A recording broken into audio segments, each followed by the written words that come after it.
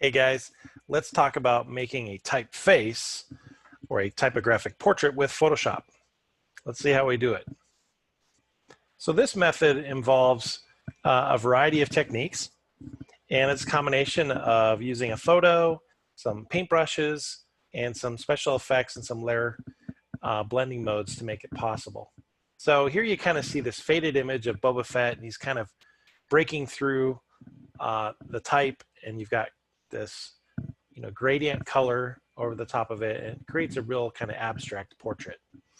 And so I want to walk through the steps of how you create something like this. First and foremost, in Photoshop, you've got to start off with a portrait image, an image to work from. So I have this picture of Boba Fett. Also, when you're working in Photoshop, you definitely need to pay attention to your image size and make sure that you're working at a good document size. A lot of people forget that. They don't think about actual dimensions or resolution. Want to start with, I say typically paper size, and make sure it's 300 dpi. At minimum, that's what you want, so that whatever you create is high enough resolution that you can use it online or in print or something else. So always pay attention to that when you're setting up your files.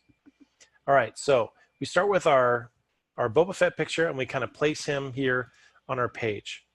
Now, what I'll do is on that layer, I'll lower his opacity so that I can kind of see through him a little bit as I work. The next thing we want to do is create a paintbrush. And we're going to make a paintbrush out of different words. And so this is how it'll work. Let's use the type tool. And actually, I'm going to use the paint bucket to fill this blank layer with white. So let me do that real quick. I'm going to use the paint bucket. I'm going to click on this empty layer I have and just add white. Then what I'm going to do is switch to my type tool, and I'm going to type out a few words above this white layer. So I'm going to pick the font I want to use, and I already downloaded kind of a sketchy, goofy font called Coalition, and I'll use that to type out, Boba Fett. And looks like it turned out really large, so I'm going to scale it down a little bit. So maybe try like 60 point. That's good. Okay, I'm going to pick another one and put Bounty Hunter. Same thing. I want to scale it down so it fits on the page. Just kind of put it in the middle there, and then I'll do one more. I'll do like just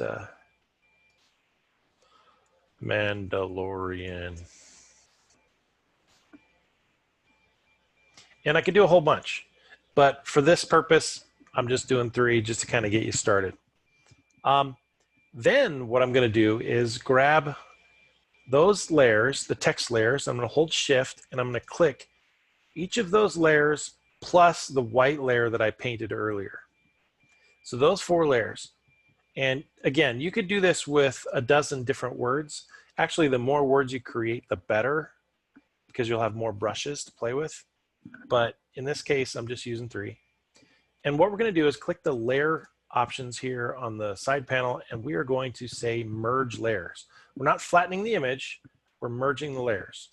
So what we've done is we've made this sample page layer that has our words on it with a white background.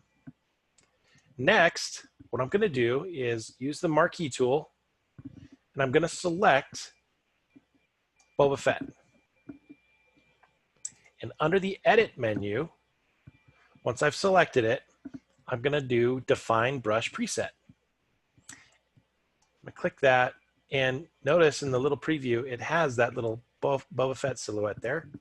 I'm going to call it Boba Fett and say OK. I'm going to go back to the marquee tool, and I'm going to select Bounty Hunter and do the same thing. I'm going to select it, and I'm going to go Edit, Define Brush Preset, and this one I'm going to call Bounty Hunter. And then I go back to the marquee tool and select the last one. I'm going to call it, I'm going to select it edit, define brush, define brush preset, and I'm going to call this Mando. All right. So now I've got these brushes in place. They're set up with my brush tool. And if I switch to the brush tool and I select my brush tool, you'll see that there is Boba Fett, Bounty Hunter, and Mando in the list of my brushes. Okay, now I'm going to hide that temporary layer I was using. I'm going to deselect, so that goes away. I'm going to hide that temporary brush building layer, and I'm going to use a new blank layer. So I have a new blank layer. It's right above the photograph, and I want to make sure that I'm painting with black.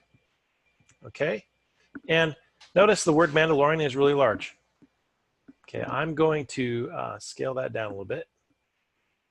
And using the brush tool, the way you can resize your brush is to use the bracket key. So if you look on your keyboard, it's the side bracket left makes it small, the side bracket right makes it large. I'm going to make it kind of small.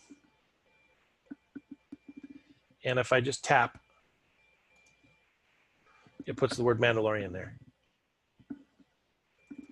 Now, depending on how large I make that, I can start building up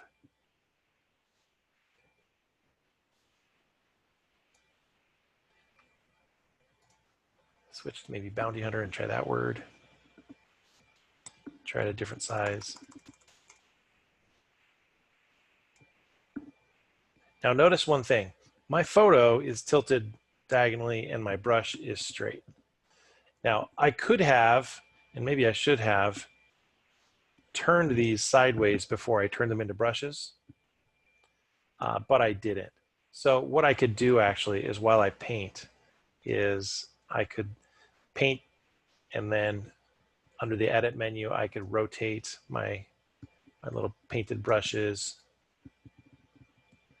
and kind of line them up and put them in position. And basically the way you paint like this is you just tap. If I actually brushed, it would smear like a normal paintbrush. That's not really what I want to do. I want to tap with my mouse to get a stamp basically of the word. And the whole idea is to use these words randomly to try to fill in the dark areas or the shadow areas of the picture. Now, Boba Fett here is a little bit complicated. He's got a lot of color and not really distinct highlight and shadow on there. So you have to play around with this a little bit. Maybe put in a few large brush strokes and then make them really small to kind of finesse certain areas. But ultimately the goal is to just try to use the words so they're still legible, but then kind of stamp over the top of the photo to kind of build up the look of Boba Fett in silhouette form. So if that's all done, and it's done with some patience and some time over time, you'll get something like this, where you've got a cluster of words that are kind of stamped together, creating this unique stamp effect. All right, then what we're going to do is we're going to merge that with the photo layer, and we're going to add some color and some other detail to it. So notice I left the original photo underneath, which I probably will do because that gives it a little more information in the collage. So I'll leave that there. I've got the finished painted text layer in place after I've spent my time brushing in the words. And then what I'm going to do is paint a gradient layer. So to paint a gradient like this, what you do is you make sure that your foreground color and your background color are loaded with the two colors you need for your gradient. So I'm going to do that. I'm going to select my eyedropper. Click that. If you need to do it manually, you can always come over here and tap on the foreground color and pick the color you want from the color picker. Same on the background. Double click it, adjust it, pick the color exactly that you want. Okay, then we need to switch to the gradient tool. So we're going to switch to the paint bucket. And if the gradient tool isn't visible, make sure you click and hold and reveal the gradient tool. Then you want to look at what type of gradient you're painting, and that's up in the top corner. Sometimes it's foreground to transparent, other times it's you know, foreground to background. Just have to make sure you pick foreground to background so you get a mixture of those two colors. And then you simply take your gradient tool and just come over to your layer and you paint by just clicking and then dragging from one corner to the other, and it paints that gradient color on that, that layer. It fills it with that color. You could go either direction, top to bottom, bottom to top. Depends which way you want that gradient to flow. Once you have that gradient done, you can do this. You can come over to your layer palette and use the layer masking shortcut, which is if you hold Option or Alt on your keyboard, and then click the dividing line between the gradient layer and the Boba Fett text. And there that blends that color right on top of the text painted in the gradient. It's a real simple way to do that. Oh, another thing I wanted to do was I wanted to change the blending mode of this Boba Fett text so it blends with the photo underneath. So right now I selected that Boba Fett layer and the blending mode is set to normal. I'm going to try multiply and see how that changes. Yeah, see, look at how that kind of enhanced it a little bit. Okay, next, I've already done this, but I duplicated the original photo layer and I put it above everything else. Okay, and what I can do is reveal it. I lowered the opacity to like 60% for that placed layer on top. And actually watch what happens if I also do a mask where I mask that photo into the gradient and the brush. See what happens. So I Option or Alt click that dividing line. And there, what it did was it actually blended the photo into the masked area of the brush and the gradient, and it kind of enhanced it. And oh, it's also set to overlay. If it's normal, it kind of looks like that. Overlay tends to heighten and refresh the color, but you can try different ones and see which one you prefer. I mean, that vivid light looks pretty good. Hard light, vivid light, I kind of like that. So you have to kind of experiment. So again, just to review, the trick is to first make a brush out of your words so it's easy to paint the words in an abstract kind of collage form on a separate layer.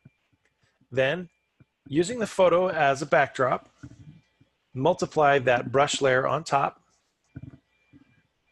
add a gradient layer in a quick mask on top, and then try another blending mode with that same photo, blend it into the top of all three pieces, and you start to create this little text version of Boba Fett. Oh yeah, that's even taking the extra photo out. So, you know, experiment and see what works best and what looks the best, gives you the best result in your finished image. All right, so hope you like that. Gives you a couple tricks you can use in Photoshop to make your type face. All right, thanks for listening. See you next time.